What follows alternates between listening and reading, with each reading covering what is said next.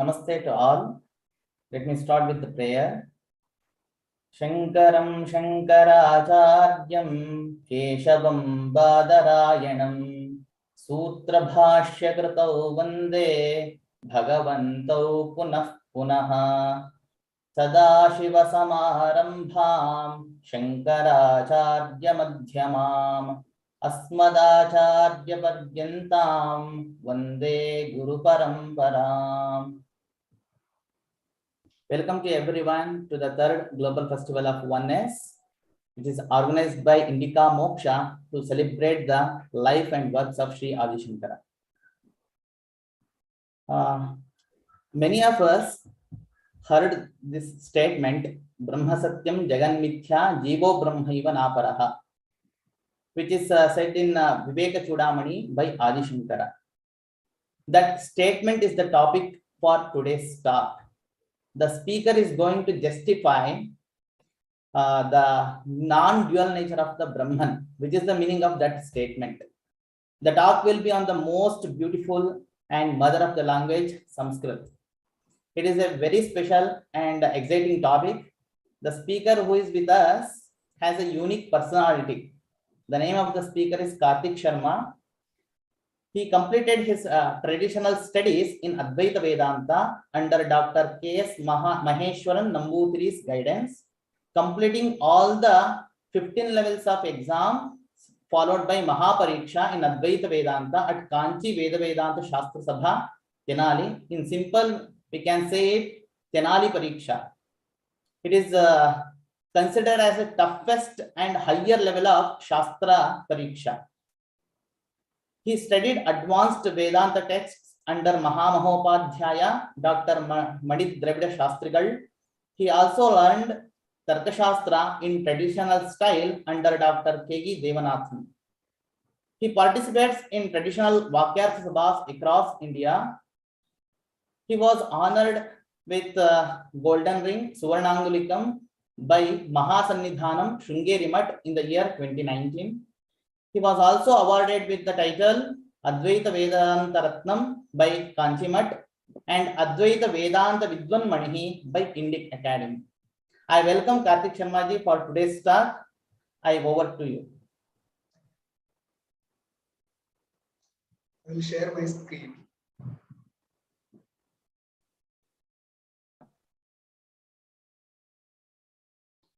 Is my screen visible? Yeah, visible.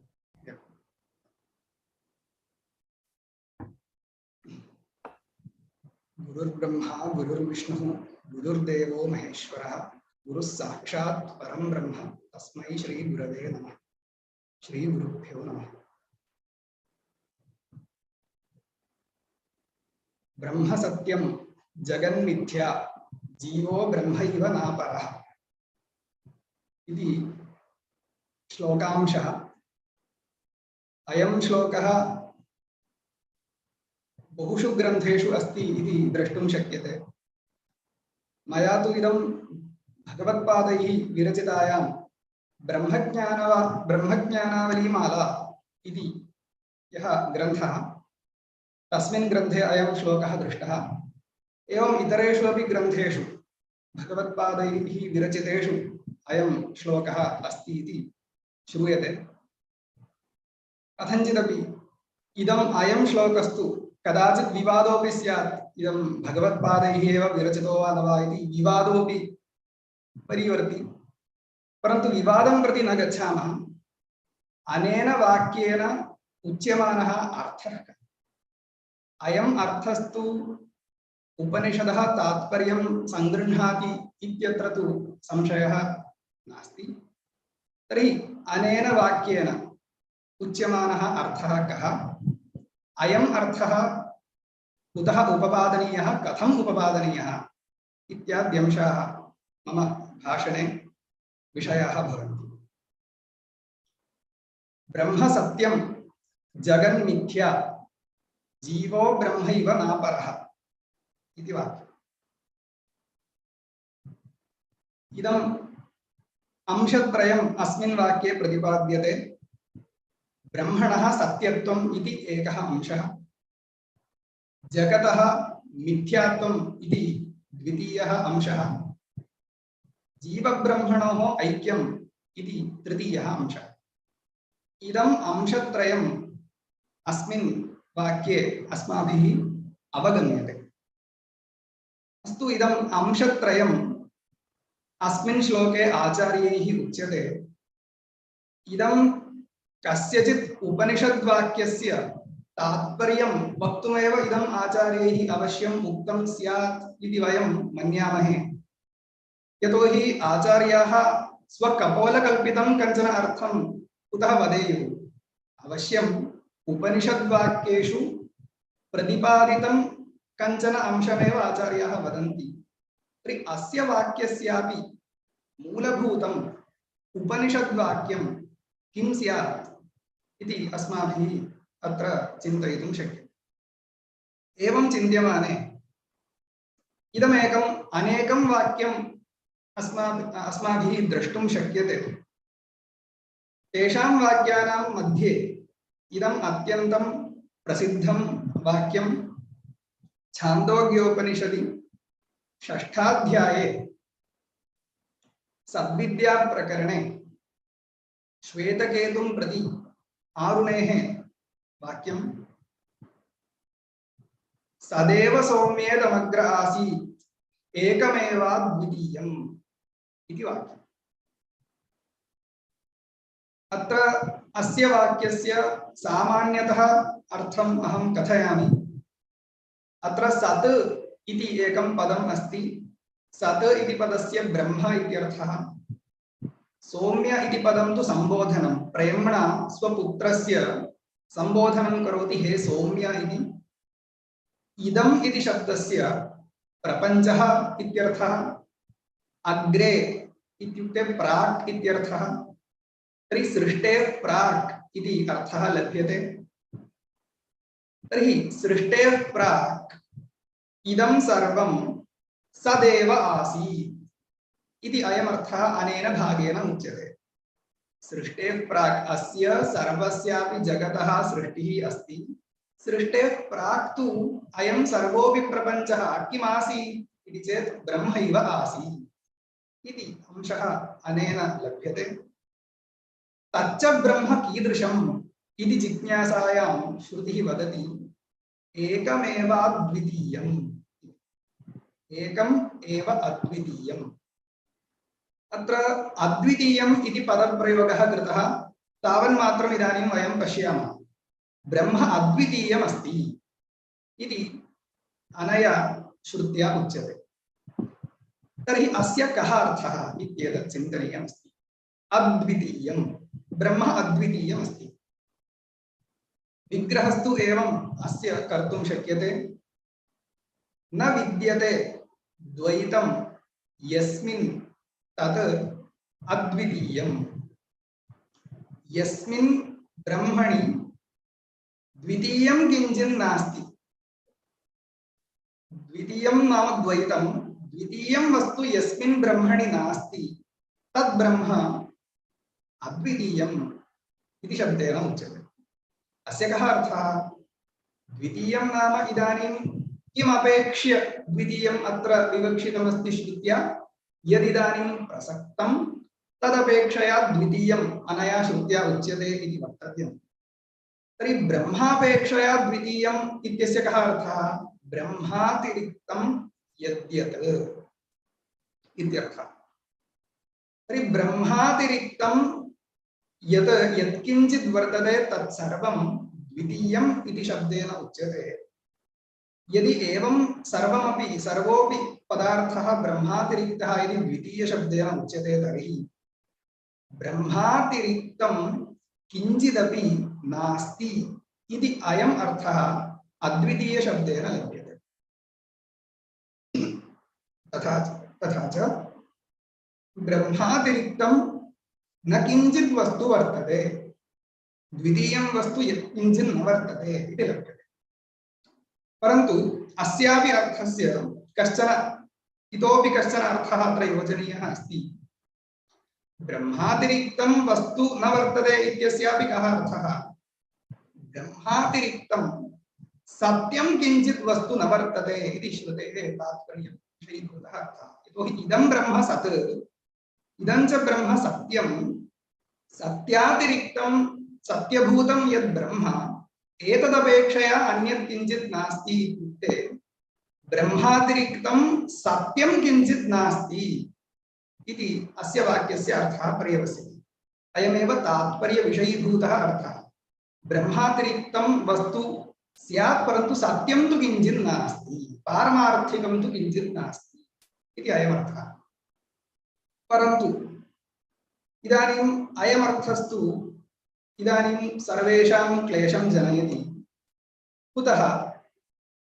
ब्रह्म कथम् अद्वितीयं स्यात्?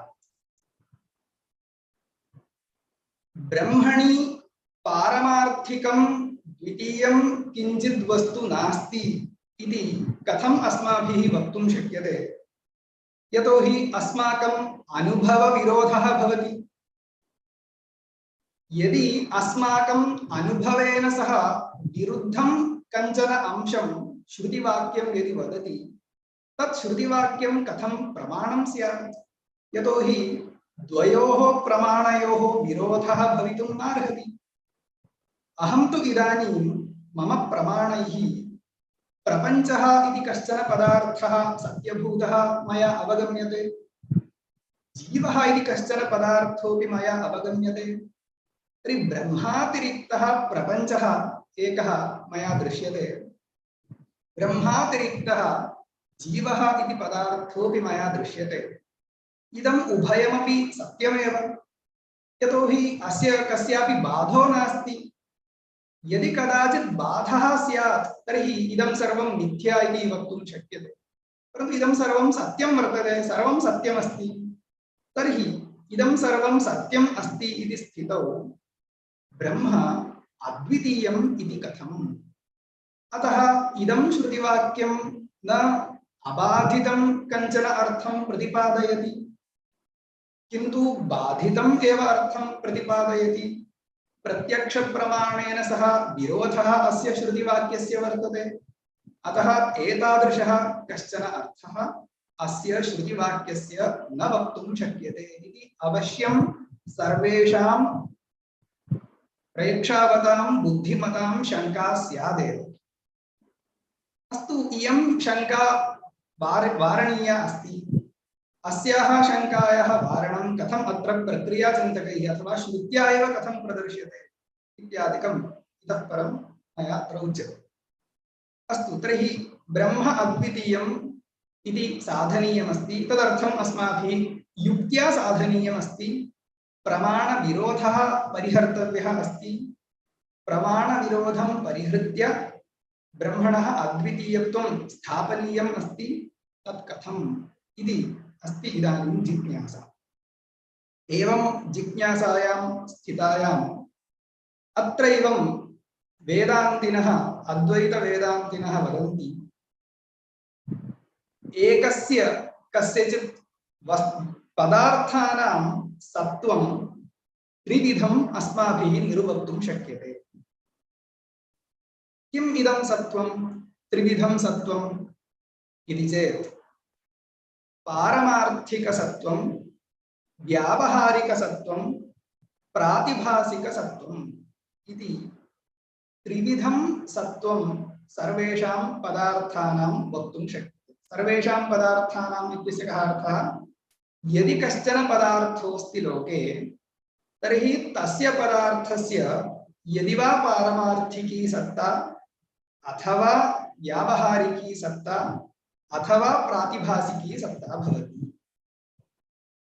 अस्तु, एतादृशं सत्त्वं नाम किम्? अत्र किम् अत्र पारमार्थिकं सत्त्वम् इत्यनेन विवक्षितं, व्यावहारिकसत्त्वम् इत्यनेन विवक्षितं, प्रातिभासिकसत्त्वम् इत्यनेन किं विवक्षितम् इत्यादिकं मया इदानीम् उच्यते।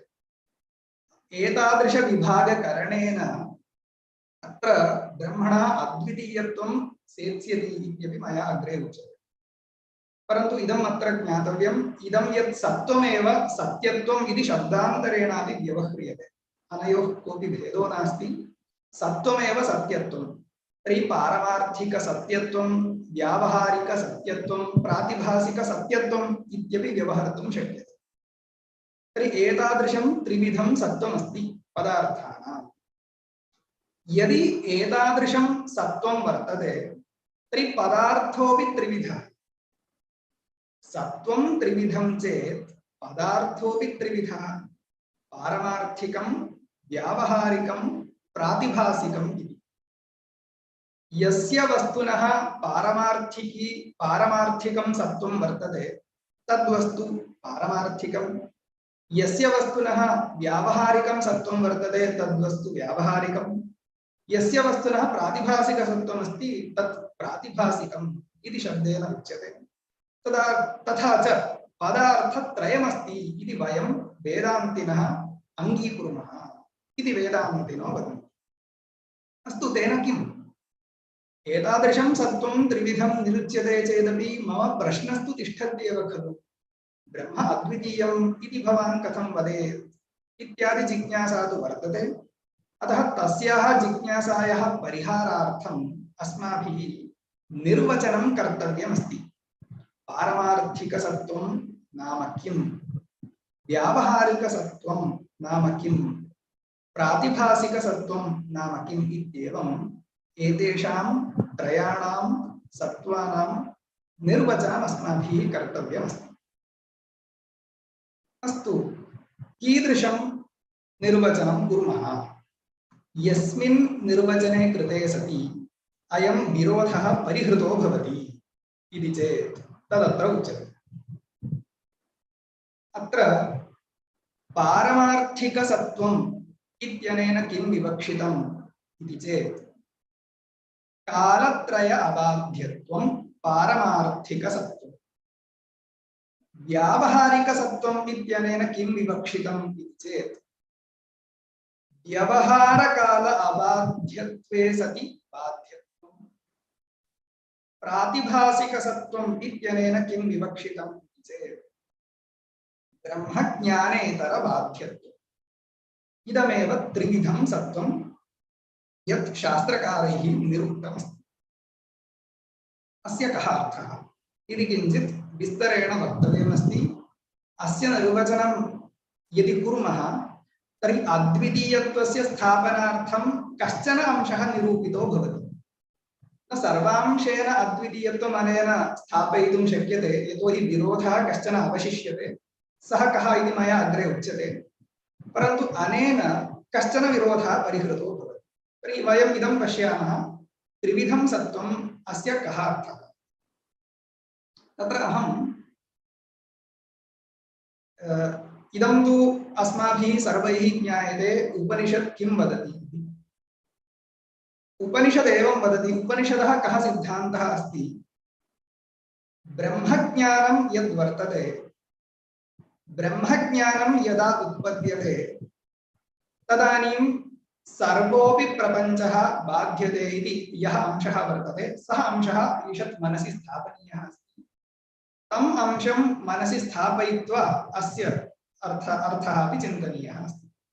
परन्तु ततः प्राक् वयं प्रातिभासिकसत्त्वात् आरम्भं कुर्मः। प्रातिभासिकसत्त्वम् आरभ्य वयम् आरम्भं कुर्मः।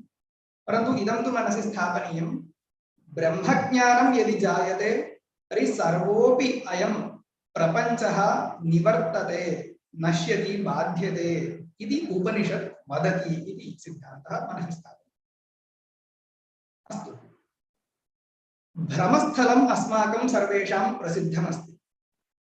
अस्माकं पुरतः रज्जुः काचित् भवति। तां रज्जुं यदि कश्चन पश्यति दूरात्, यत्र अस्ति मन्दान्धकारः, तादृश अवस्थायां दूरात् कश्चन यदा रज्जुं पश्यति तदानीम् अस्य विपरीतं ज्ञानं, भ्रमात्मकं ज्ञानम्, अयं सर्पः इत्याकारकं ज्ञानं तस्य पुरुषस्य भवितुमर्हति। तर्हि अस्य भ्रमात्मकज्ञानं कीदृशं ज्ञानं? रज्जुं दृष्ट्वा अयं सर्पः इति भ्रमात्मकं ज्ञानम्। अस्य भ्रमात्मकज्ञानस्य निवृत्तिः भवति कदा यदा अयं पुरुषः किञ्चित् यदा तत्र समीचीनः आलोकः यदा भवति तदानीं तस्याः रज्जोः पार्श्वे सः यदा गच्छति तदानीम् अयम् अवगच्छति इयं तु रज्जुरेव नायं सर्पः इति। तर्हि सर्पज्ञानं यत् पूर्वं जातमस्ति तस्य सर्पज्ञानस्य दृष्टस्य सर्पस्य च इदानीं रज्जुज्ञानेन बाधो भवति। तर्हि सर्पज्ञानं सर्पश्च इदानीं बाध्यते। अत्र सर्पः नासीदेव, सर्पः इति यत् ज्ञानं तत्तु भ्रान्तिमात्रम्, अतः अत्र वस्तुतः सर्पः नास्ति, नैव आसीत्। सः एवं न वदति। कथं न वदति? पूर्वं तु यदा ज्ञानं जातं तदानीं सर्पः नास्ति, सर्पः आसीत्, इदानीं तु अस्ति इति, इदानीं तु नास्ति इति सः न वदति। सर्पः नासीदेव नास्ति च इत्येव सः वदति। नैव आसीत् अत्र सर्पः, भ्रममात्रं तत् इत्येवं सः निश्चिनोति इति अस्माकं सर्वेषाम् अनुभवसिद्धम्। अस्माभिः इदम् यद्यपि सर्पभ्रमः न जातः स्यात् सर्वेषाम् अस्माकमस्मिन् जन्मनि, तथापि एवं रीत्या कश्चन भ्रमस्तु अवश्यं जातः स्यादेव। तादृशदृष्टान्तः स्वस्य मनसि स्थापनीयः अस्ति। तथा च अस्मिन् स्थले इदानीम् अस्माकं केषामपि विप्रतिपत्तिर्न भवेत् यत् ब्रह्मज्ञानं किं सर्पज्ञानं सर्पश्च रज्जुज्ञानेन बाध्यते इत्यत्र नास्ति विप्रतिपत्तिः, अवश्यं बाध्यते एव। तर्हि अयं यः सर्पः रज्जुज्ञानेन बाध्यमानः अयमेव पदार्थः प्रातिभासिकः इति शास्त्रे उच्यते। प्रातिभासिकः। तर्हि इदम् अत्र अवगन्तव्यम्, इदं यत् सर्पज्ञानम्, इदं यद् रज्जुज्ञानम्, इदं न ब्रह्मज्ञानं, किन्तु ब्रह्मज्ञान अतिरिक्तम् इतरत् इति शब्दः अत्र प्रातिभासिकत्वम् इत्यस्य ब्रह्मज्ञानेतर बाध्यत्वम् इति अर्थः मया उक्तः अस्ति। अत्र इतरत् इति शब्दस्य अन्यत् इत्यर्थः। तर्हि ब्रह्मज्ञानापेक्षया इतरत् अतिरिक्तं यत् ज्ञानं रज्जुज्ञानं, तेन रज्जुज्ञानेन अयं सर्पः बाध्यते इति कृत्वा अयं सर्पः प्रातिभासिकः इति उच्यते। तर्हि इदमेव ब्रह्मज्ञानेतर बाध्यत्वम् अस्तु। इदं प्रातिभासिकत्वम् इत्यस्य। इदानीं व्यावहारिकसत्त्वं वयं पश्यामः। व्यावहारिकसत्त्वं नाम किम् इति चेत् व्यवहारकाल अबाध्यत्वे सति बाध्यत्वम्। यः पदार्थः व्यवहारकाले न बाध्यते किन्तु बाध्यते, एतदर्थमेव मया उक्तं ब्रह्मज्ञानेन सर्वोऽपि प्रपञ्चः नश्यति इति सिद्धान्तः मनसि स्थापनीयः अस्ति। तर्हि व्यवहारकालः इदानीं यस्मिन् काले अस्माकम् अज्ञानवशात् यो यः व्यवहारः चलति सः कालः अस्मिन् शास्त्रे व्यवहारकालः इति शब्देन उच्यते। अद्वैती व्यवहारकालं तु अङ्गीकरोत्येव। यत्र वयं भोजनादि कर्म कुर्मः, पठनादि कर्म कुर्मः, अनेकं कर्म कुर्मः, अयं यः कालः अज्ञानवशात् सः व्यवहारकालः।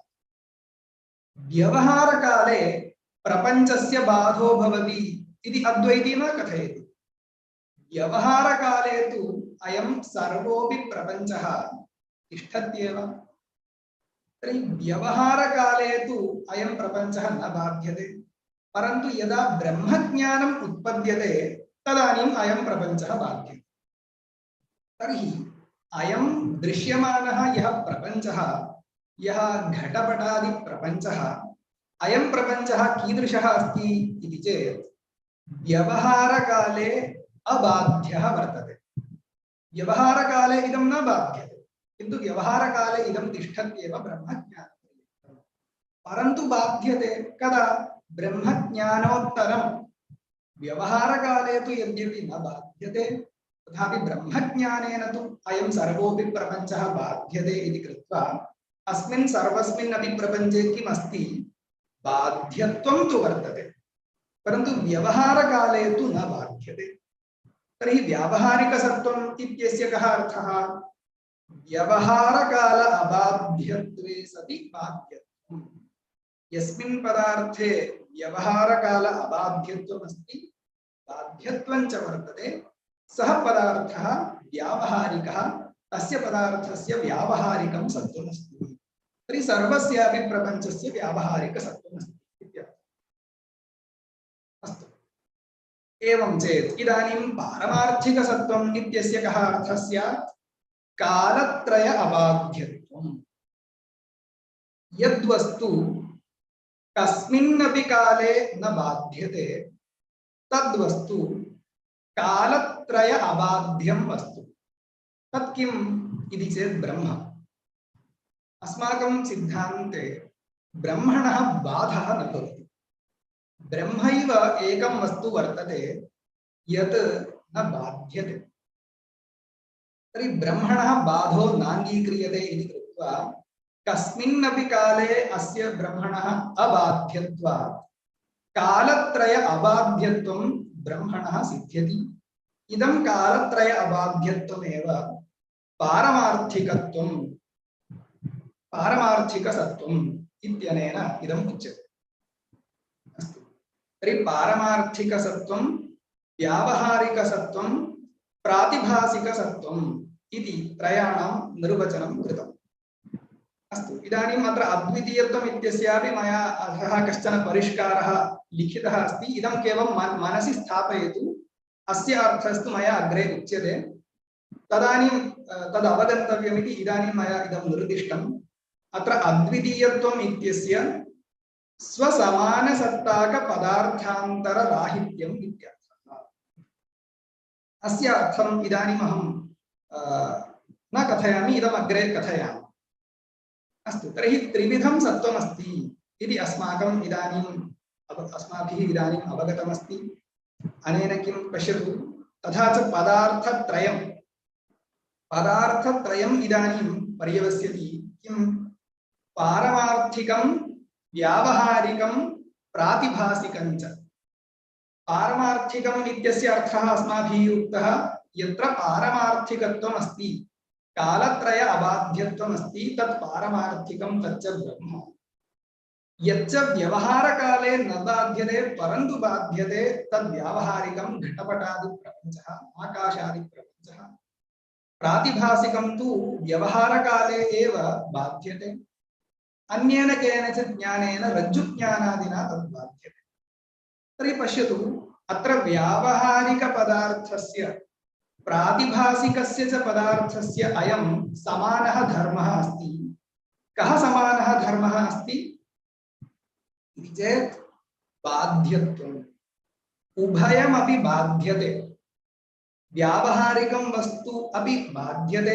यद्यपि व्यवहारकाले न बाध्यते तथापि ब्रह्मज्ञानोत्तरं तु बाध्यते इति कृत्वा व्यावहारिकप्रपञ्चः बाध्यते प्रातिभासिकप्रपञ्चः तु व्यवहारकाले एव ब्रह्मज्ञानात् युक्तज्ञानेन बाध्यते अतः व्यावहारिकपदार्थस्यापि बाध्यत्वम् अस्ति प्रातिभासिकपदार्थस्यापि अस्ति बाध्यत्वम् परन्तु ब्रह्म यद्वर्तते पारमार्थिकस्य ब्रह्मणः तु नास्ति बाध्यत्वम् अस्तु तथा च बाध्यत्वमेव किं जातं मिथ्यात्वं जातं यतोहि सत्त्वमेव इदानीम् अपगतं भवति यदि किञ्चित् वस्तु बाध्यते ज्ञानेन तर्हि तस्य कः अर्थः तद्वस्तु मिथ्या इत्यर्थः तर्हि यदि सर्वोऽपि प्रपञ्चः दृश्यमानः व्यावहारिकः अतिरिक्तं च प्रातिभासिकं तर्हि एतदुभयं कीदृशम् इति अस्माभिः वक्तुं शक्यते इदम् उभयमपि मिथ्या भवति इति अयमर्थः लभ्यते यद् मिथ्या नाम कः पदार्थः यस्य पदार्थस्य ज्ञानेन बाधो भवति तत् सः पदार्थः मिथ्या तर्हि व्यावहारिकपदार्थस्यापि ज्ञानेन बाधः भवति प्रातिभासिकपदार्थस्यापि ज्ञानेन बाधः भवति अतः उभयमपि मिथ्या इति उच्यते तर्हि इदानीं ब्रह्म अद्वितीयम् इति सिद्ध्यति। यतोहि पश्यतु, अद्वितीयम् इति शब्दस्य पूर्वं मया कः अर्थः उक्तः? ब्रह्मातिरिक्तं पारमार्थिकं किञ्चित् नास्ति इत्यर्थः। इत्युक्ते ब्रह्मणः एव पारमार्थिकी सत्ता भवति, अन्यस्य कस्यापि वस्तुनः पारमार्थिकी सत्ता न भवति इति अर्थः। तर्हि इदानीं पश्यतु, एतादृशम् अद्वितीयत्वं ब्रह्मणः पर्यवस्यति। यतोहि ब्रह्मणः स्वस्य अत्र अद्वितीयत्वम् इत्यस्य स्वसमानसत्ताक पदार्थान्तरराहित्यम् इति अर्थः मया उक्तः अस्ति। अत्र स्वं नाम ब्रह्म। अत्र ब्रह्म इत्युक्ते पश्यतु, तत्र मया तु लौकिकभाषया उक्तं। किं लौकिकभाषया उक्तं? ब्रह्मातिरिक्तं सत्यं नास्ति। तदेव यदा शास्त्रकाराः निष्कृष्टतया तस्य निर्वचनं यदा कुर्वन्ति शास्त्रकाराः, तदानीं शास्त्रकाराः एवं वदन्ति, स्वसमानसत्ताकपदार्थान्तरराहित्यम्।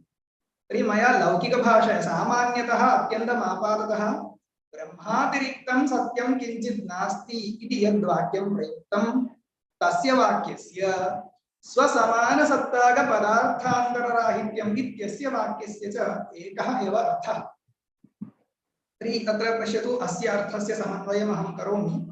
स्वं नाम इदानीं ब्रह्म, स्वस्य ब्रह्मणः सत्ता का वर्तते? पारमार्थिकी सत्ता वर्तते। इतरस्य कस्यापि वस्तुनः पारमार्थिकी सत्ता अस्ति वा? नास्ति।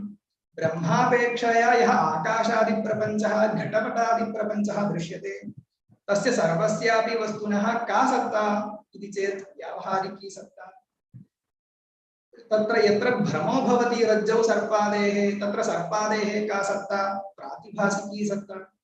तर्हि ब्रह्मातिरिक्तस्य सर्वस्यापि पदार्थस्य यदि वा व्यावहारिकी सत्ता अथवा प्रातिभासिकी सत्ता, न कस्यापि वस्तुनः पारमार्थिकी सत्ता वर्तते इति कृत्वा ब्रह्मणः या सत्ता पारमार्थिकी सत्ता, तादृश पारमार्थिकसत्ताकं पारमार्थिकसत्तायाः आश्रयीभूतम् अन्यं किञ्चित् वस्तु नास्ति।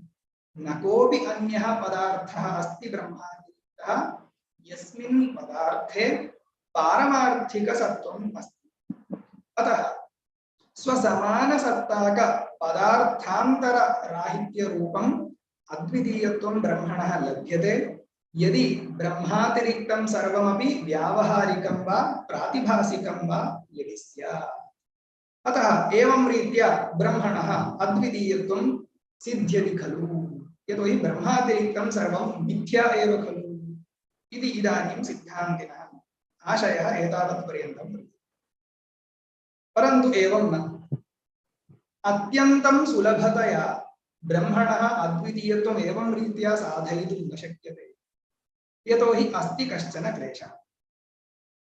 भवता एतावत्पर्यन्तं जगतः मिथ्यात्वं तु उक्तं, ब्रह्मणः तु पारमार्थिकी सत्ता, ब्रह्मातिरिक्तस्य सर्वस्यापि प्रपञ्चस्य व्यावहारिकी वा सत्ता पारमार्थिकी वा सत्ता इति कृत्वा प्रपञ्चस्य मिथ्यात्वम् अस्ति।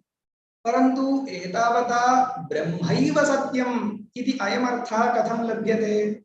यतोहि ब्रह्मातिरिक्तः सत्यः प्रपञ्चः नास्ति चेदपि ब्रह्मातिरिक्तः खलु अस्ति जीवः। तर्हि जीवस्य का सत्ता वर्तते? यदि जीवः ब्रह्मणा सह अभिन्नः स्यात् तर्हि अहमिदम् अङ्गीकरोमि, किं ब्रह्म एकमेव पारमार्थिकं वस्तु।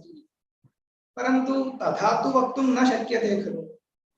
यदि जगन्मिथ्या स्यात् जीवब्रह्मणोश्च ऐक्यं च स्यात् तर्हि ब्रह्म एकमेव पारमार्थिकं वस्तु इति वक्तुं शक्यते।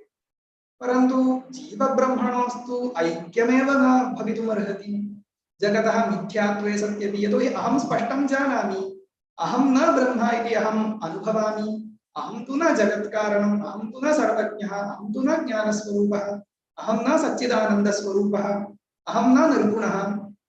तर्हि अहं कथं जीवो भवामि? जीवब्रह्मणोस्तु ऐक्यं नैव भवितुमर्हति इति कृत्वा कृत्वा ब्रह्म अद्वितीयम् इति कथम् इति प्रश्नः तिष्ठत्येव। तर्हि अस्य प्रश्नस्य इदानीं समाधानं दातव्यं। तत् कथम् इति इदानीम् अस्माभिः चिन्त्यते। तदर्थम् अस्य अंशस्य उपपादनार्थं मया कश्चन प्रमेयविशेषः प्रतिपादनीयः अस्ति। तदर्थम् आदौ अभावपदार्थः कः इति किञ्चित् ज्ञातव्यमस्ति। अहं न्यायशास्त्रादिरीत्या अत्यन्तं विशदं न वदामि, किञ्चित् इदानीं तु यावत् अवगन्तव्यमस्ति तावदेव अहं प्रतिपादयामि। अभावो नाम कः? अभावः इति अस्ति कश्चन पदार्थः। अयम् अभावः अस्माभिः ज्ञायते यत्र अस्माभिः कश्चन पदार्थ कुत्रचित् किञ्चित् वस्तु नास्ति चेत् तस्य पदार्थस्य अभावः तत्र गृह्यते। उदाहरणार्थं यत्र घटो नास्ति तं देशं वयं चक्षुषा पश्यामः, तदानीं वयं तत्र किम् अवगच्छामः? घटाभावम् अवगच्छामः इति सामान्यतरीतिः। तर्हि अयमेव अभावः। कस्यचित् वस्तुनः अभावात्, कस्यचित् वस्तुनः सत्त्वं यदि कुत्रचित् देशे नास्ति तर्हि तस्य वस्तुनः अभावं वयं तत्र अवगच्छामः। अयम् इति मया सामान्यतः अभावो नाम किम् इति उक्तम्। अयम् अभावः द्विविधः अस्ति। अत्यन्ताभावः, अन्योन्याभावः इति अभावः द्विविधः अस्ति। इदानीम् इदं सर्वम् अहं कुतः वदन् अस्मि इति अग्रे तत् स्पष्टं भवति, परन्तु इदम् अवगम्यते चेदेव स्पष्टतया अवगम्यते इति इदम् आदौ वदामि। तर्हि अत्यन्ताभावः, अन्योन्याभावः इति अस्ति अभावद्वयम्, अभावस्य द्वैविध्यम्। अनयोरपि कः अर्थः? अत्यन्ताभावः इत्यस्य कः अर्थः? अन्योन्याभावः इत्यस्य च कः अर्थः इति किञ्चित् वदामि। अत्र पश्यतु, इदानीं वस्तुतः एतदपेक्षयापि अन्ये अभावाः सन्ति। प्रागभावः, प्रध्वंसाभावः इत्यपि अभावद्वयम् अस्ति, परन्तु तत् प्रकृते नापेक्षितम् इति कृत्वा अहं तयोः अभावयोः विषये न वदामि। अत्र केवलम् एतदभावद्वय विषये एव वदामि। अत्रापि वस्तुतः अन्योन्याभावविषये एव मया अग्रे वक्तव्यमस्ति। तथापि अन्योन्याभावः कः इति वक्तुम् आदौ किञ्चित् अत्यन्ताभावविषयेपि वक्तव्यम् इति कृत्वा अत्यन्ताभावः उच्यते। तर्हि पश्यतु, द्विविधः अभावः अस्माकं लोके प्रसिद्धः। अत्यन्ताभावः, अन्योन्याभावश्च। पश्यतु, पदार्थानां सत्त्वम् अस्माभिः कुतः कल्पनीयं? प्रतीत्यनुसारेण, अनुभवानुसारेण।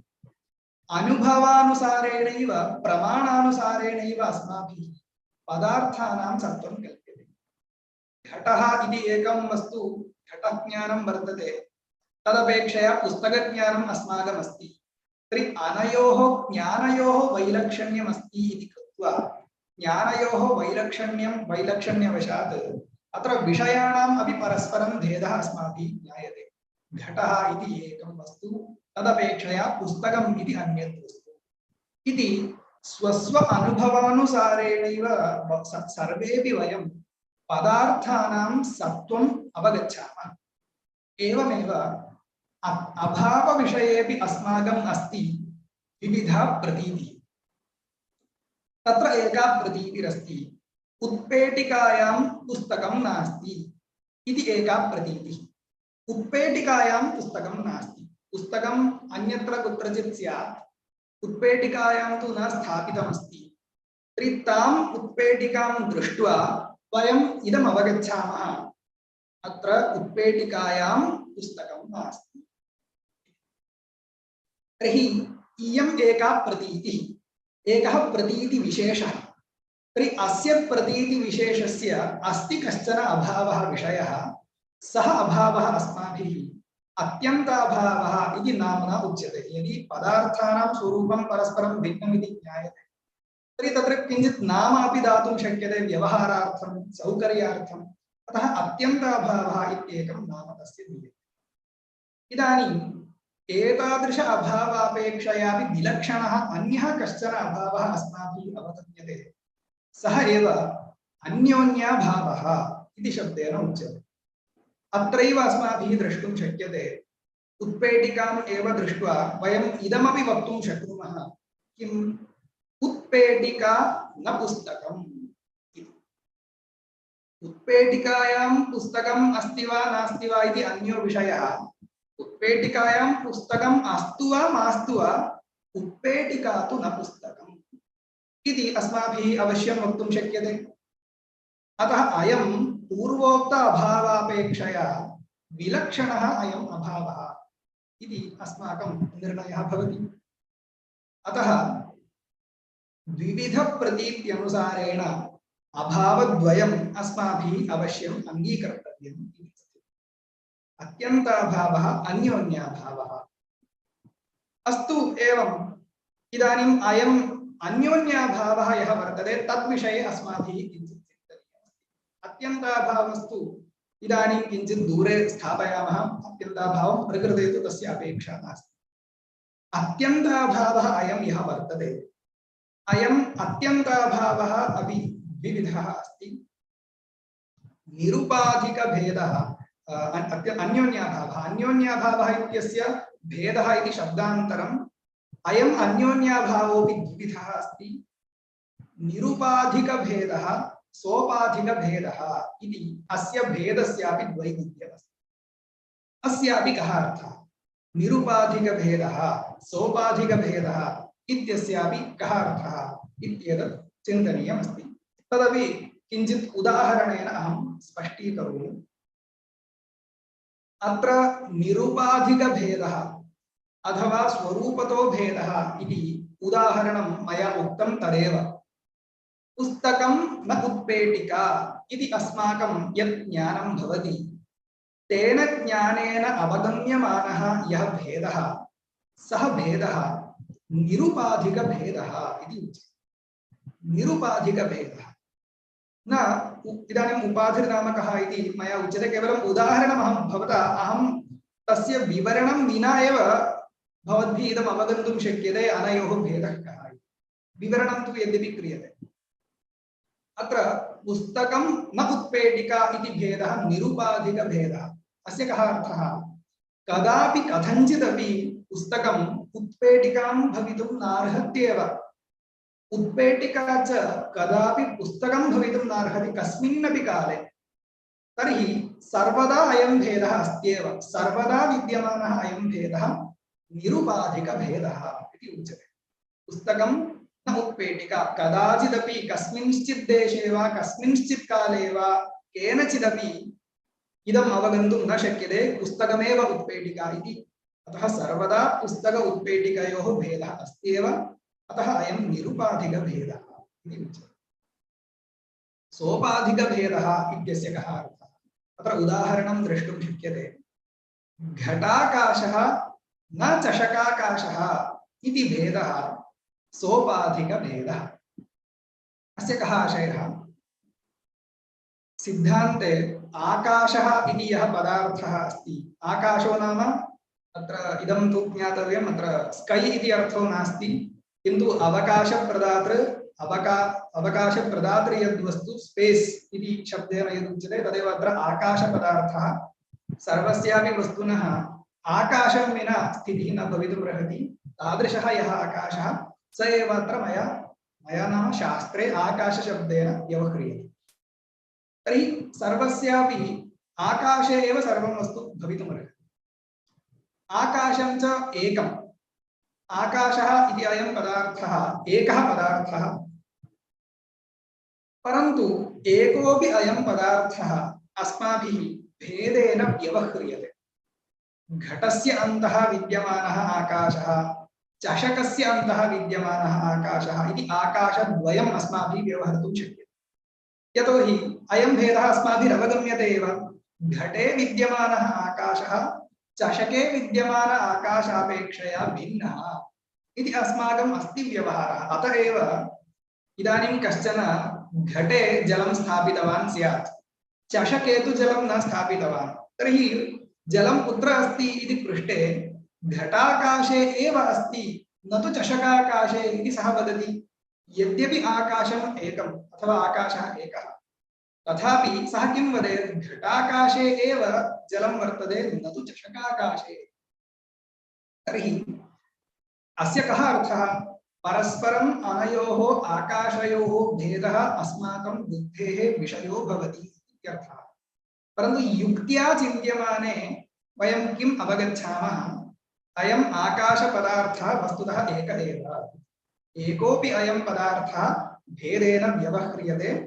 अन्यः घटाकाशः अन्यः, चषकाकाशः अन्यः। अयमेव भेदः सोपाधिकभेदः इति शब्देन उच्यते।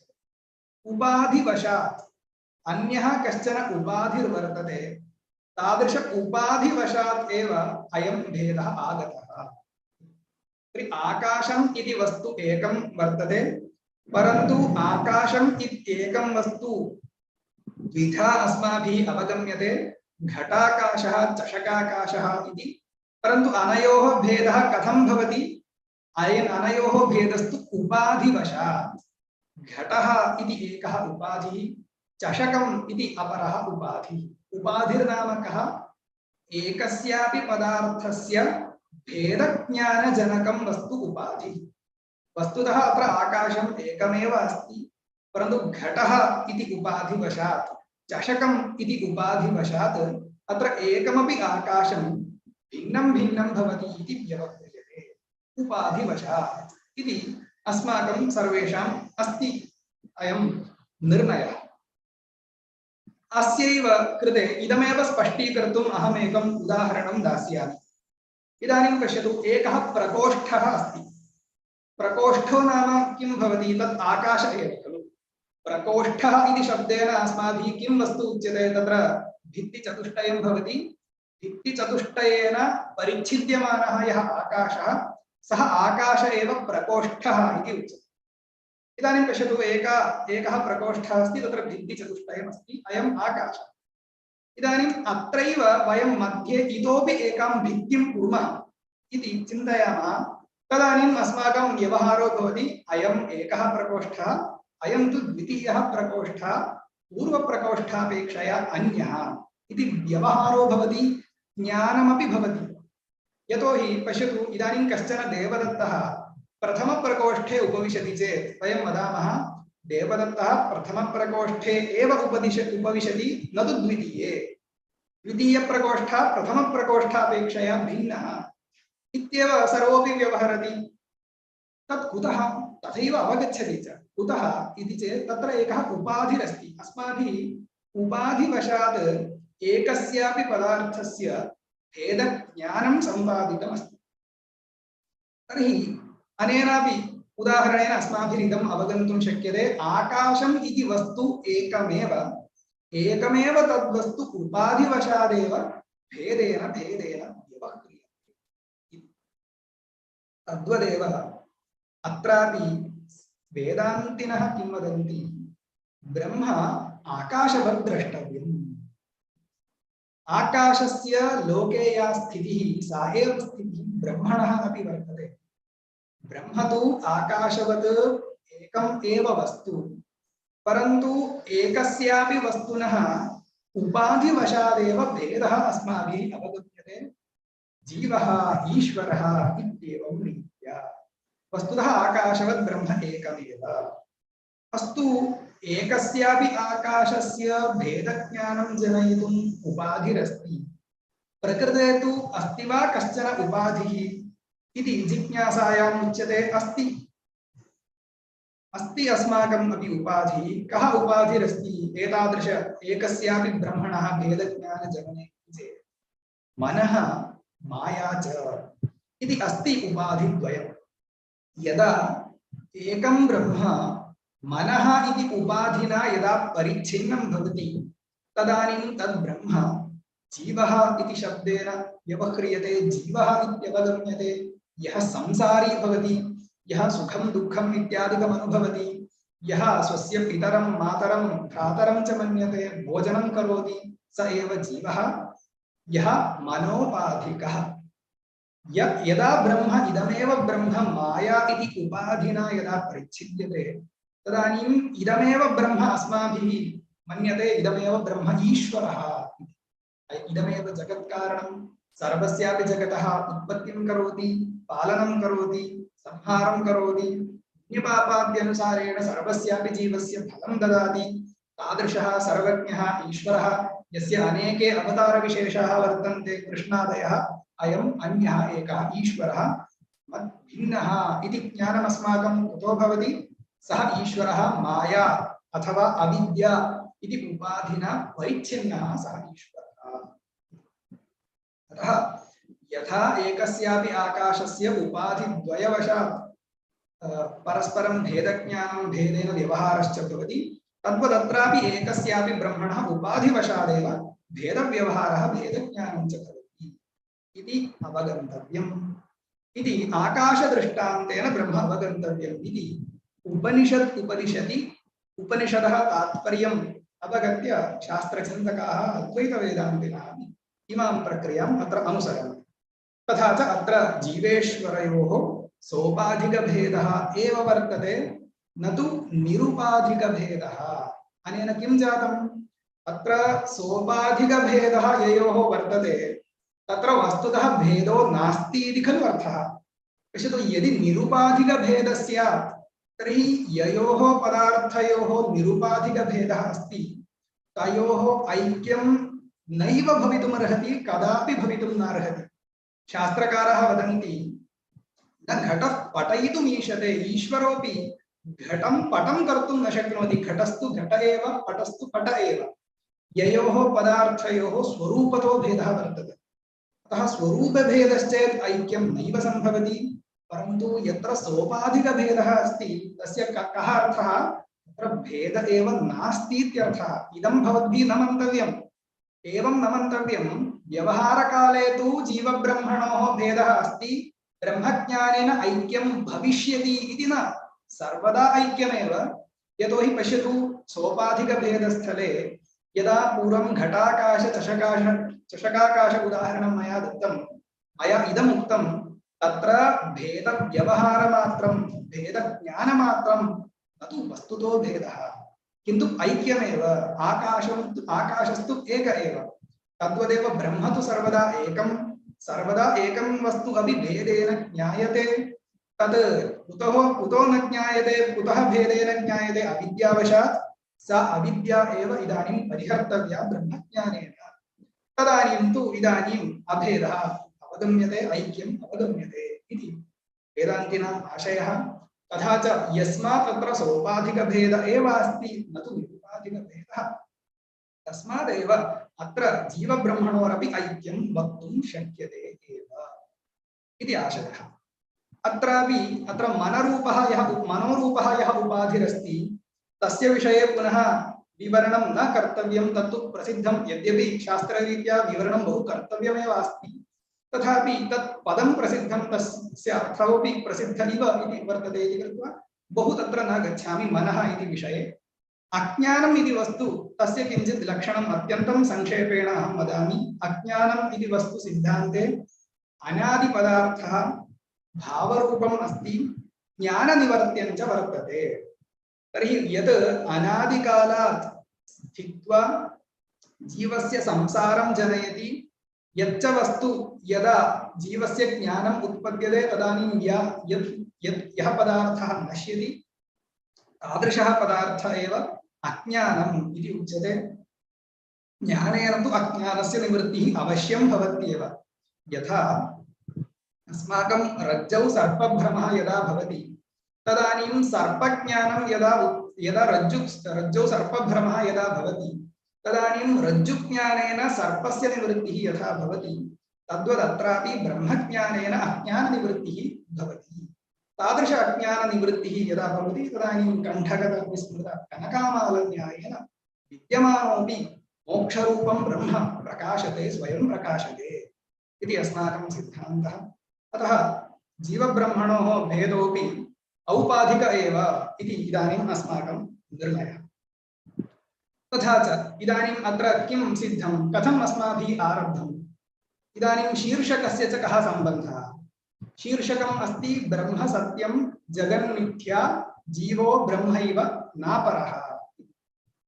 तर्हि इदानीं मया यत् उपक्रमे उक्तं यच्च मया साधनीयमस्ति सः अंशः मया इदानीं सिद्धः। मया तु किम् उक्तं, ब्रह्म इति एकं वस्तु वर्तते, इदं च ब्रह्म अद्वितीयम् इति उपनिषत् कथयति। इदं ब्रह्म अद्वितीयं कथं स्यात्, अस्य ब्रह्मणः अद्वितीयत्वं कथं स्यात् इति प्रश्नः आसीत्। यतोहि ब्रह्मातिरिक्तं वस्तुद्वयं दृश्यते, एकः प्रपञ्चः अपरः जीवः इति।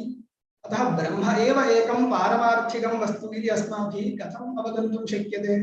नैव अवगन्तुं शक्यते। अस्ति खलु क्लेशः, प्रत्यक्षप्रमाणविरोधः अस्ति खलु इति प्रश्नः आसीत्। तस्य प्रश्नस्य कथं समाधानम् उक्तम्? अयं यः प्रपञ्चः अस्ति सः अस्ति, परन्तु अयं सर्वोऽपि प्रपञ्चः मिथ्या, अध्यस्तमस्ति। अयं सर्वोऽपि प्रपञ्चः मिथ्या वर्तते। यथा शुक्तौ रजतभ्रमः भवति, यथा रज्जौ सर्पभ्रमः भवति, तद्वत् ब्रह्मणि अस्य सर्वस्यापि प्रपञ्चस्य भ्रम एव। अस्य प्रपञ्चस्य व्यावहारिकी सत्ता वा भवति, प्रातिभासिकी सत्ता वा भवति, पारमार्थिकी सत्ता तु न भवति इति कृत्वा पारमार्थिकः न प्रपञ्चः, किन्तु अध्यस्तः मिथ्याभूतः सः पदार्थः। अतः ब्रह्मातिरिक्तः पारमार्थिकः प्रपञ्चस्तु नास्ति। अस्तु, जीवः इति कश्चन पदार्थो वर्तते खलु, ब्रह्मातिरिक्तः जीवः पारमार्थिकः। तस्य विषये किमुच्यते इति चेत् अस्माभिः उक्तं, तथा न, जीवोऽपि ब्रह्मैव। जीवब्रह्मणोस्तु यः भेदः अस्माभिः अवगम्यते, भेदः यः व्यवह्रियते, सः सोपाधिकभेद एव। सोपाधिकभेद इत्यस्य कः अर्थः? वस्तुतः ऐक्यमेव, भेदज्ञानमात्रं, भेदव्यवहारमात्रं, वस्तुतः जीवः ब्रह्मैव। तर्हि इदानीं सर्वस्यापि प्रपञ्चस्य मिथ्यात्वात्, जीवस्य च ब्रह्मा भिन्नत्वात्, ब्रह्मातिरिक्तं पारमार्थिकं किञ्चित् वस्तु अस्ति वा इति पृष्टे नास्ति। ब्रह्म एकमेव पारमार्थिकं वस्तु। अतः ब्रह्मणः अद्वितीयत्वं सिद्ध्यति। एतादृशस्य ब्रह्मणः एतादृशं यत् ब्रह्मणः अद्वितीयत्वं छान्दोग्याद्युपनिषत्सु उपनिषत् यदुक्तमस्ति, इदम् उपपादयितुमेव भगवत्पादैः, श्रीशङ्करभगवत्पादैः स्वग्रन्थे किमुक्तं? ब्रह्म सत्यं, जगन्मिथ्या, जीवो ब्रह्मैव नापरः, तस्मात् किं? तस्मात् ब्रह्म अद्वितीयं वर्तते। ब्रह्मणः अद्वितीयत्वं श्रुतेः तात्पर्यविषयीभूतम् अस्ति इति सर्वैः अवगन्तव्यम्। इदमेव सच्छास्त्रम्, इदमेव अवगन्तव्यम्। अयमेव वेदान्तडिण्डिमः, सर्वेषां वेदान्तानाम् उद्घोषः अयमेव, यत् ब्रह्म अद्वितीयम् इति। एतावदुक्त्वा मम विषयमत्र समापयामि। अत्र I was asked to summarize it in English. Shall I do it right away or shall I wait for questions? Please go ahead. Okay. So you can do now only. Then later we will take the questions. I couldn't. Okay, later we will have the questions. Yeah, later we will. Just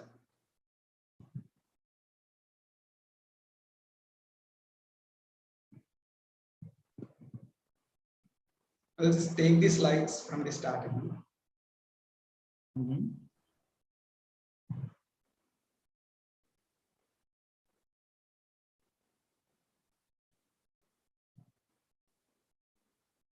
I hope the screen slide is visible. Yeah, it's visible. Slides are visible. Okay. So the topic that I have chosen for my talk is one of the statement authored by Sri Shankaracharya in one of his texts, which is Brahma Satyam Jagan Mithya Jivo Brahmaiva Naparaha. Now this was expounded in this verse to justify the non-dualistic nature of the Brahman. So in order to justify the non-dualistic nature of Brahman, you have to justify three things. That one is the reality of the Brahman, and the second is the unreality of the universe, and the third one is the identity of Jivan and Brahman. Because what is the non-dualistic nature? The non-dualistic nature means that any entity other than the Brahman, any entity, real entity other than Brahman does not exist. This is what the intention of the Upanishads also. So even this statement of the Adi Shankaracharya is in according to these verbal statement in the Chandogya Upanishad, which is Sadeva Saumya Damagra Asit Ekameva Dvitiya. In this verbal statement, the Upanishad clearly states that the Brahman is Advitiya. It is monistic in nature, that any entity other than the Brahman does not exist at all. Then we will have the contradiction that our experience contradicts with the position of the Upanishad, because we perceive the universe, we perceive that Jiva, that two entities, which is very much real, which is very much real. I agree that Brahman is the only absolute entity. There exist two entities which is real. So the position really contradicts with my experience. So it is not agreeable. See, the contradiction between two valid sources are not agreeable. If one is valid source and the other is invalid, then it is agreeable. In the case of the superimposition that we are having in the rope, suppose there is a rope and if we have a superimposition of the snake over the rope, then there exists contradiction. But what we are doing there is that we are concluding that one is an invalid source and the other is a valid source. So the contradiction between a valid source and an invalid source is agreeable. But if the two sources are valid, then that contradiction is not agreeable. Here the Shruti is a valid source. We cannot say that Shruti is an invalid source. It is agreed as a valid source. We have many logics to prove that, which is other debate. And the experience that we have, it is also a valid source. So the contradiction between the two valid sources is not agreeable. We have to remove this contradiction. So how it is possible to justify, how to remove this contradiction between these two valid sources? This is the question. So to that, what I have said is that the existence or the reality itself has to be divided into three, which is the absolute existence, transactional existence, and the empirical existence. So if the existence, now I will define what is the meaning of these terms. So if the existence is of three types, then what comes? The existence, that the entities itself is of three types, that whatever entity which possesses the absolute existence is absolute entity, which is Paramarthikam, and the entity whichever possesses the transactional existence is Vyavaharikam, and the entity which possesses the illusory existence is Pratibhasikam. So according to the three types of existence, we have now concluded that there should be three kinds of existence. And what is this? What is this three kinds of existence? What is the meaning? See, so to know this, the one of the position of the Upanishad should be clear, which is that the whole universe that we perceive will be, whose existence will be nullified by the cognition of the Brahman. This is one thing which there are many verbal statements which we can quote in order to prove this, that the intention of the Upanishad is that the whole universe will be nullified by the cognition of the Brahman. This is something that you have to keep in mind while we are defining these three terminologies. So the first term, I will start with the Pratibhasika Satyam. This is that whatever entity whose existence, if it is nullified by any cognition other than the cognition of Brahman, then that entities are supposed to have the Pratibhasika Satyam. That is, if the, for example, as I have said earlier, that if you are having superimposition of a snake over the rope, then the existence of that snake is being nullified by the cognition of rope. So cognition of rope is not a cognition of Brahman, it is different. Brahman is not a rope. So the cognition of rope is different from the cognition of Brahman. And this cognition of rope happens in the transactional states. And when we are having this cognition, the existence of that rope is being nullified. So the entity that now we are superimposing in the rope is being nullified. So this entity comes under the classification of Pratibhasikam. And what is Vyavaharika Sattvam? Vyavaharika Sattvam means that if the entity, if the existence of an entity is not nullified in the transactional stage, but if it is nullified in the later stage, then by the cognition of Brahman, then that kind of entities possess the Vyavaharika Sattva. as in the stage of the prapancha that now we are perceiving, other than the superimposition, where we are not able to say that it is not actual superimposition, like what we are seeing, the pot or the akasha, the prithvi that we perceive. The superimposition, we cannot say that it is, by our experience, we cannot say that it is now superimposed, but the Upanishad says that this will be nullified later by the cognition of Brahman. So, Vyavahara Kale, at the time of the transactional stage, the existence of these entities are not nullified, but it is nullified in the later stage by the cognition of Brahman. That is why it is the Vyavaharika Sattvam is defined as Vyavahara Kala Abadhyatve Sati Badhyatvam. It is not nullified in the transactional stage, but it is nullified in the later stage by the cognition of Brahman. That is Vyavaharika Sattvam. And the Paramarthika Sattvam is the entities whose existence is not nullified in any lapses of time. That is the Brahman. The Brahman is not nullified by any cognition at all. So the Brahman possesses the Paramarthika Sattva. So see, now what is the common between so these are the three kind of existence and three kind of entities. So see now what is common between the Vyavaharikam and the Pratibhasikam. The common feature that both of these share is that both possess Badhyatvam. That being nullified, it both can be a subject of the nullification. The existence of these two entities are nullified. See, if the existence of an entity is nullified by a cognition, then that should be an unreal entity. See, if it was not cognition, but it is by any other means, then we cannot say that it is unreal. For example, there is a pot, and if I beat that pot with something, then that pot gets destroyed, and the existence is nullified. But it is not by the cognition, but it is by other means. But so if the existence of an entity is nullified by the cognition, then it should be unreal. So the Vyavaharikam and Pratibhasikam, the transactional entities and the illusory entities, the existence of these two entities are being nullified by the cognition. So these two entities should be unreal. Whereas the existence of Brahman, since it is not nullified, it is Paramarthikam. So what we have concluded here is that the only Brahman possesses the Paramarthika Sattvam, not any other entity. So the Brahman should be non-dual. But again, upon that, there was an objection that how can the Brahman be non-dual? Because I perceive Jiva, which is other than the Brahman. So how can the Brahman be non-dualistic in nature?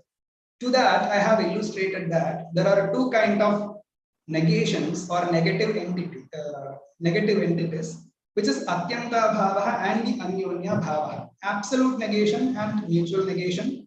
The absolute negation, see the existence of these, how do we know that difference between these negations? It is by the kind of cognition that we are having. If we are having different kind of valid cognitions, then according to the different kind of valid cognitions, we have to agree the existence of the object of that cognition. That is how we conclude the existence of entities that we perceive even by our perception. So now we have two kinds of cognition when it comes to the negation. One kind of cognition is that the book is not on the table, and whether there is book or not, the book cannot be a table. So these are two kinds of cognitions, and according to these two kinds of cognitions, we can conclude that there are two kinds of negations. If that is the case, then I would like to focus more on the Veda. That is the mutual negation. And again, this mutual negation is of two types, which is Nirupadhika Veda and Sopadhika Veda. And what is it? See, when a negation, if it is conditioned by any other external factor called Upadhi, limiting agent, Upadhi means a limiting agent, then that is called the Sopadhika Veda, which is in case of a space limited by a pot or a tumbler. The space is an entity which is only one. But if it is if that space, when it is limited by the entities like pot or a tumbler, then we perceive the mutual negation, the difference of these entities. So suppose if we pour some water in a pot and we ask where is the water, then someone answers that it is in the pot, not in the tumbler. Whereas the space is one, so it is in the space, but even we differentiate the space inside the pot, from the space inside Atamagar. So we cognize the negation, we express the negation. Why it is? It is because of the upadhi, even though the space is a single entity. But whereas in case of the difference between a table and a book, see, it is nirupadhika bheda. A table cannot be a book in any lapses of time. A book cannot be a table in any lapses of time. So it is nirupadhika bheda. It is not limited by any upadhi, by any limiting adjunct. So these are two kind of negations which I think everyone has to agree to these two kind of differences. If this is agreeable to you, that if this two kind of differences is agreeable to you, then what the Upanishad says is that when it comes to the Brahman, you have to know that you have to agree the analogy of Akasha, that the Brahman is all the difference between the Jiva and Ishvara is also Sopadhika Bheda, not the Nirupadhika Bheda. To illustrate this, I have the Sopadhika Bheda. I have given one more example, which is of a room. See, we have an expression of room. Now, what is the entity that we do refer by the word room? It is the space limited by the four walls, isn't it? So it is the spaces itself, the entity which is referred by the word room.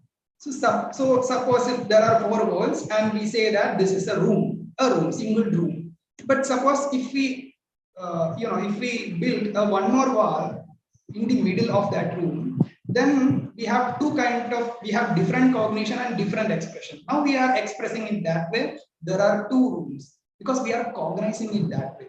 The expression comes after the cognition. So since we cognize these two as two rooms, we express in that way that these are two rooms. But so why it is? It is because of the limiting adjunct, that upadhi that has come. So actually there was only one single room, but when a wall is created, we express it differently. So even the single entity is being expressed, is being cognized as different because of the limiting adjunct. In the same way, in the case of Jiva and Brahma, it is the same case, that the negation is a conditioned mutual negation. It is conditioned by a limiting adjunct, which is upadhi. And what is the upadhi which exists here? It is the mind and the maya. Since this, both the mind and maya creates the cognition of difference, we cognize the Jiva as different from Brahma and also from Ishvara. So there is no actual difference between these.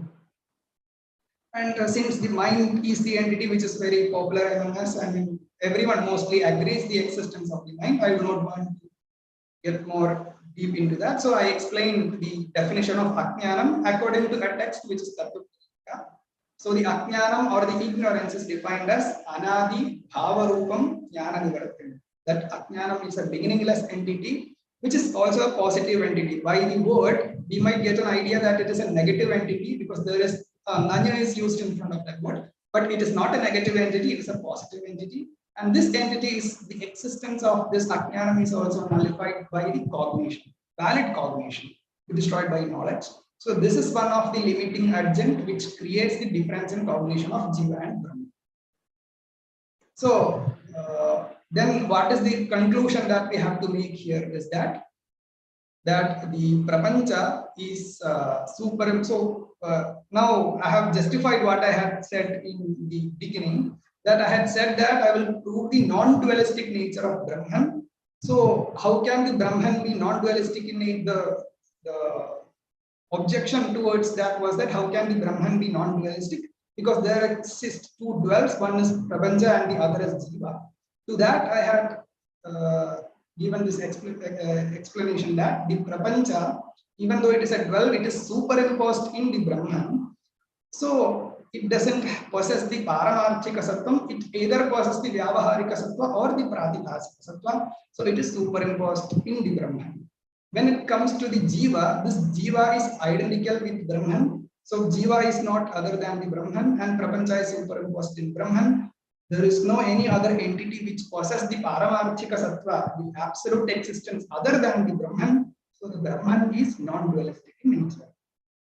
This is the summary, and for whom are more, for someone who would like to make into the framework of a deductive argument, See, we have the many Anumana Pramanas to prove this. Whatever I have said, there are Anumana Pramanas, the inferential statements to prove each and every stage of the lecture that I have given. But it is very complex in nature. The Anumana Pramana, as discussed in Nyaya Shastra, agreed by the Vedanta Shastra, it is very complex in nature. So without much exposure to that, it is not possible to define. So what I have done is that we can make into a framework of a deductive argument. Suppose this can be the one deductive argument. That, see, one of the premises that Upanishad is a valid source. Upanishad says that universe is the effect of ignorance. The effect of ignorance is unreal, then the universe should be unreal.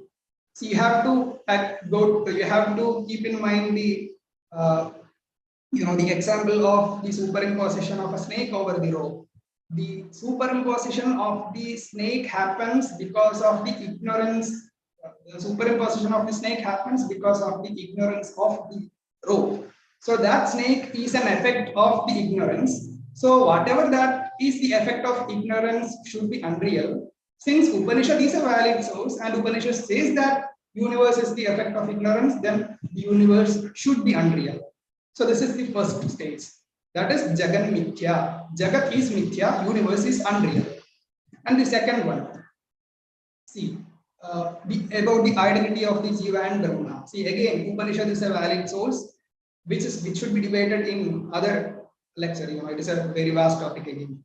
So Upanishad is a valid source, and Upanishad says that Jiva is identical with Brahma, and identity of two entities which are cognized differently is possible in case of this space. So here also, even though the Jiva and Brahma is cognized differently, both of the identity of these two entities can happen, since the Upanishad is a valid source and the Upanishad expounds the same. So the conclusion we can make is that Jiva should be identical with Brahman. If these two deductive arguments are agreeable to you, then Brahman is absolute real, because Upanishad says that, valid source says that, and of course universe is unreal. And if the Jiva is identical with Brahman, then you have to agree that Brahman is non-dual. So in this way, if you would like to make into the framework of deductive argument, then this is one way that you can. With this, I will conclude my lecture, and if there are any questions, Karthik ji, shall we take questions now? Yes. Then I will end up. So Devi Prasad is asking a question. So is it possible to show modern examples in place of Sarpa and Rajju? So in general, it is traditional examples. Can you show the modern examples? Modern examples. See, I think I don't know why it is not agreeable, because it is something which is very much possible. It is even the modern people can have this kind of superimposition. So I disagree that it is not a modern example. It itself is a modern example. And the other example, even I think one of the example that we can have is that the example of mirage. Usually we give that example that it happens in the desert, but it not. See, even when we are going in a car, and if there are much, the sun is so bright, and in the highway itself, we are able to see the water in front of the car, in the road itself. I have my own experiences many times. So the example of mirage is possible, and even other examples are also possible. I think this can be considered as, if you need a modern example other than the Sarpa and Rajju, then this can be one of the modern examples. Even that also is a modern example. Yeah, it's true, because we can experience nowadays also in the context today also we experience it. So it is also the part of modern examples. And one more question is there. Prama Joshi is asking, Avatara Sankalpana Upanishatsu Vartate va? Avatara Sankalpana Upanishatsu Vartate va? Pashatu Avashyam Ishwarasya Avataraha Yavartante.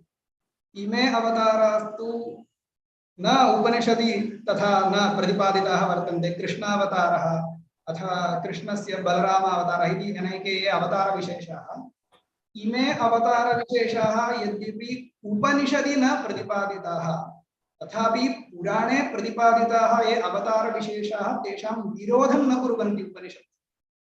तर्हि उपनिषदि न प्रतिपादितमस्ति, पुराणे प्रतिपादितमस्ति, पुराणं च प्रमाणं, तस्य च विरोधं न करोति उपनिषत् इति कृत्वा उपनिषदः तु तेन सह विरोधस्तु नास्ति।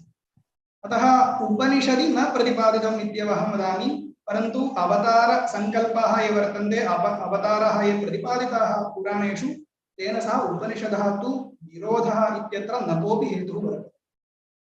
अतः उपनिषत् पुराणयोः अवतार विषये विरोधस्तु नास्ति चेत् अस्ति अवतार विशेषो इति एव अङ्गीकर्तव्यम्। इदम् उत्तरं जातम् इति अहं चिन्तयामि। यदि न जातं पुनः मम एकः प्रश्नः अस्ति। त्रिविधसत्त्वं प्रतिपादितं, तत्र प्रातिभासिकसत्त्वस्य लक्षणसमये एवम् उक्तं ब्रह्मज्ञान इतरबाध्यत्वम् इति।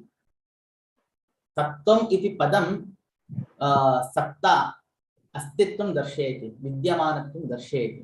यदि लक्षणे बाध्यत्वम् उच्यते तर्हि तद् संकीर्तितस्य पदस्य बाधनम् इति न भवति वा? यतोहि यथा पारमार्थिकसत्त्वम् इत्यस्य लक्षणमुक्तं कालत्रय अबाध्यत्वम्, एवञ्च अबाध्यत्वं पदं सत्यत्वम् अस्तित्वं विद्यमानत्वं दर्शयन् अस्ति। तद्वत् इदानीं प्रातिभासिकसत्त्वम् इत्यत्रापि सत्त्वं लक्षणे अपि दर्शनीयं खलु। अतः लक्षणम् एवं भवितुम् अर्हति वा इति मम प्रश्नः। स्वदेशकाल अबाध्यत्वम्। इदानीं रज्जौ सर्पदर्शनं यदा भवति तत् सत्यमेव, सर्वात्मना प्रातिभासिकस्तरे असत्यं नास्त्येव, तत् सत्यमेव। अतः तद्देशकाल अबाध्यत्वं सत्यत्वम् इति। तदा प्रायः प्रातिभासिकसत्त्वस्यापि लक्षणं भवितुम् अर्हति, अनन्तरं व्यावहारिकसत्त्वस्यापि लक्षणं भवितुम् अर्हति इति चिन्तयामि। अत्र पश्यतु, अत्र पारमार्थिकसत्त्वं, व्यावहारिकसत्त्वं, प्रातिभासिकसत्त्वम् इति पारिभाषिकम् अस्ति। इदं तु पारिभाषिकं, पारिभाषिकाः पदार्थाः।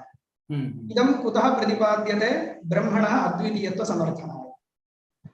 तर्हि ब्रह्मणः अद्वितीयत्वं नाम किं? तदपि पारिभाषिकं। तत् किं? स्वसमानसत्ताकपदार्थान्तरराहित्यं।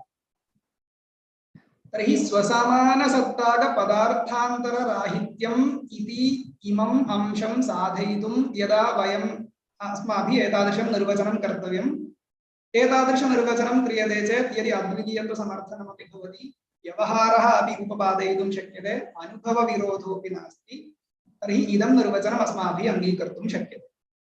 तर्हि एतादृश त्रयाणां निर्वचने सति अनुभवविरोधस्तु नास्ति, अद्वितीयत्वस्य उपपादनमपि भवति इति कृत्वा इदं निर्वचनं ग्रन्थे उक्तं सम्यगेव। किञ्च भवद्भिः यदुक्तं स्वदेशकालबाध्यत्वम् इति, इदं न वक्तुं शक्यते। यतोहि प्रातिभासिकस्य वस्तुनः स्वस्मिन् काले बाधो नास्ति। न स्वदेशकाल अबाध्यत्वम्, स्वदेशकाल अबाध्यत्वम् इति वा? एवं चेदपि कश्चन क्लेशः भवति। तदानीं किं भवति? पश्यतु, प्रातिभासिकपदार्थः व्यावहारिकापेक्षया अन्यः इति वक्तव्यम्। पश्यतु, एकस्यां कक्ष्यायां द्विविधाः छात्राः सन्ति, पुरुषाः स्त्रियः इति विभागं कुर्मः। तदानीं स्त्रियां पुरुषत्वं नास्ति, पुरुषे स्त्रीत्वं च नास्ति। तर्हि इदं किं भवति? विभागः यदा क्रियते तदानीं विभाजकधर्मः कीदृशो भवेत्? असमानाधिकरणो भवेत्। अवगतं वा? विभाजकधर्मः असमानाधिकरणः भवेत्, यथा पुरुषत्वं स्त्रीत्वम्। इदानीं प्रातिभासिकत्वं भवद्भिः उच्यमानं, व्यावहारिकेऽपि अस्ति अयं दोषः।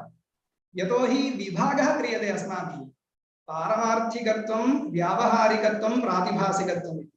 तर्हि वयं विभागं यदा कुर्मः तदानीं व्यावहारिकत्वं व्यावहारिके एव भवेत्, प्रातिभासिकत्वं प्रातिभासिके एव भवेत्। भवद्भिस्तु प्रातिभासिकत्वं व्यावहारिकेऽपि आनीतं, इदानीं त्रिविधविभागो न लभ्यते, अनुभवः न उपपादयितुं शक्यते। अतः विभाजकधर्माणां परस्पर असामानाधिकरण्यम् अपेक्षितम् इति अस्ति। प्रकृते प्रातिभासिकत्वं तु व्यावहारिकेऽपि आगच्छति, स्वस्मिन् काले स्वस्मिन् देशे न बाध्यते।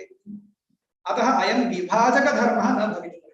यदा सत्त्वत्रैविध्यम् उच्यते तदानीं विभाजकधर्मः अपेक्षितः। अत एव पश्यतु, व्यावहारिकत्वम् इत्युक्ते मया व्यवहारकाल अबाध्यत्वे सति बाध्यत्वम् इति उक्तं खलु। तत्र बाध्यत्वं किमर्थं? व्यवहारकाल अबाध्यत्वं ब्रह्मण्यपि अस्ति। व्यवहारकाले ब्रह्म न बाध्यते, तर्हि व्यवहारकाल अबाध्यत्वं ब्रह्मणः अपि अस्ति, आकाशादेरपि अस्ति, तर्हि कः विशेषः? अतः मया किं कृतं? व्यवहारकाल अबाध्यत्वे सति बाध्यत्वम् इति उक्तम्। इदानीं व्यवहारकाल अबाध्यत्वं यद्यपि ब्रह्मणि अस्ति तथापि बाध्यत्वं तु नास्ति। अतः तत् पृथक् निर्वचनं कृतम्। अतः यदा अस्माभिः विभागः क्रियते विभाजकधर्मः परस्पर असमानाधिकरणो भवेत् इति नियमः। इदं तर्कसङ्ग्रहेपि द्रष्टुं शक्यते। द्रव्यगुणकर्मसामान्यविशेषसमवायाभावः इति यदा उच्यते, द्रव्यत्वं द्रव्ये एव अस्ति, गुणत्वं गुणे एव अस्ति, कर्मत्वं कर्मण्येव अस्ति। एवं रीत्या अत्रापि पारमार्थिकत्वं ब्रह्मण्येव, व्यावहारिकत्वम् आकाशादावेव, प्रातिभासिकत्वं तु रज्जुसर्पादौ शुक्तिरूप्यादौ एव भवेत्। अतः अस्माभिः असामानाधिकरण्यमपि सम्पादनीयं विभाजकधर्माणाम् इति कृत्वा स्वदेशकाल अबाध्यत्वम् इत्यादिकं तु न वर्तते। उत्तरं जातं न चेत् पुनः प्रष्टुं शक्यते। प्रायः एकवारम् अन्येपि प्रश्नाः सन्ति वा इति, अन्यथा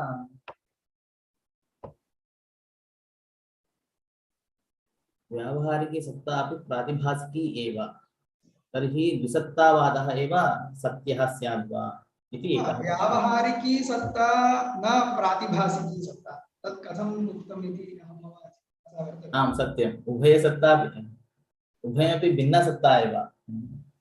त्रिसत्तावादः अद्वैतमतसम्मतः नास्ति इति श्रूयते किल इति चेत् तत् सम्यक् नास्ति। वेदान्तपरिभाषायां पञ्चपादिकाविवरणे अद्वैतसिद्ध्यादिग्रन्थेषु लघुचन्द्रिकायां सिद्धान्तबिन्दौ न्यायरत्नावल्याम् अनेकेषु ग्रन्थेषु सत्तात्रैविध्यम् अङ्गीकृत्यैव व्यवहारः प्रवृत्तः, ग्रन्थेषु अपि प्रवृत्तः। अतः अद्वैतसम्प्रदाये आगताः आचार्याः अपि सत्तात्रयम् उक्त्वा ग्रन्थान् रचितवन्तः इति अवश्यं सत्तात्रयवादः अद्वैतवेदान्ते सम्मतः एव अस्ति सम्प्रदायः।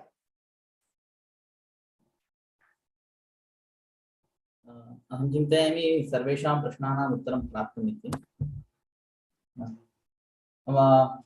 प्रायः मम तत्रैव प्रातिभासिकसत्यत्वम् इत्यत्र ब्रह्मज्ञान इतरबाध्यत्वम् इति अस्ति खलु, बाध्यत्वं विद्यमानत्वे कथं बाध्यत्वं न विद्यमानं। बाध्यत्वं नाम किं पश्यतु, बाधविषयत्वं बाध्यत्वं।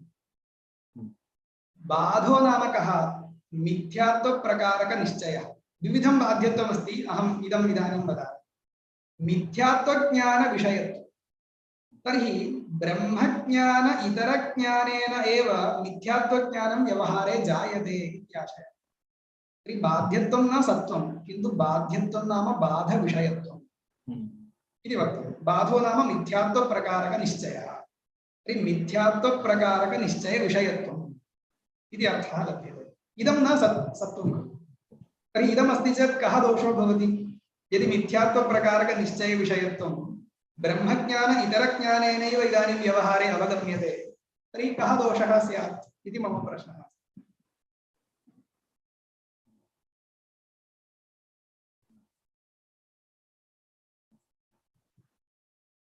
अस्ति वा कश्चन अभिप्रायः? यदि अस्ति तर्हि चिन्तयतु। बहु सम्यक् उत्तरितं. So I will end up the session now. So thank you very much, Karthik ji. You well presented the topic in both the languages, Sanskrit and English, and the approach, how we keep the approach to Shastra. Generally, we say that we have to approach the Shastra in three instruments for well understanding. That is Padavakya Pramana, what we say. So In Pada Shastra, we consider Vyakaranam from Pada Shastra, and from Vakya Shastra we consider Mimamsa, and from Pramana we consider Nyaya. So here you took Nyaya Shastra also for the proper explanation, and you justified the topic, now the non-dual nature of Brahman, with the detailed explanation of 3 types of existence. It was very wonderful. Your lecture was very wonderful, nice. So thank you very much once again. We will end up the session here, and we have another session in the evening at 7 o'clock. The talk is on Advaita as the ultimate strength giver. The speaker is Swami Samarpananandaji. So we will meet again in the evening. Thank you for your participation.